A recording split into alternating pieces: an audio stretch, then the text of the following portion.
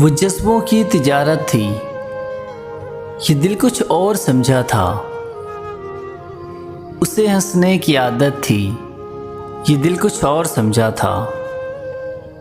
مجھے اس نے کہا آؤ نئی دنیا بساتے ہیں، اسے سوجھی شرارت تھی، یہ دل کچھ اور سمجھا تھا۔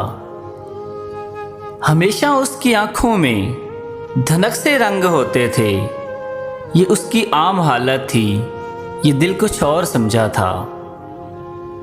وہ میرے پاس بیٹھا دیر تک غزلیں میری سنتا تھا، اسے خود سے محبت تھی، یہ دل کچھ اور سمجھا تھا۔ میرے کاندھے پہ سر رکھ کے کہیں پہ کھو گیا تھا وہ، یہ ایک وقتی عنایت تھی، یہ دل کچھ اور سمجھا تھا۔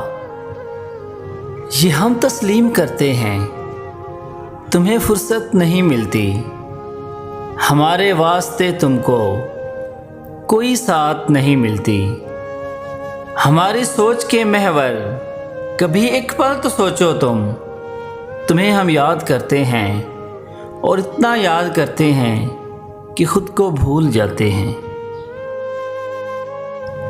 کبھی یاد آئے تو پوچھنا ذرا اپنی خلوت شام سے، کس عشق تھا تیری ذات سے، کسے پیار تھا تیرے نام سے۔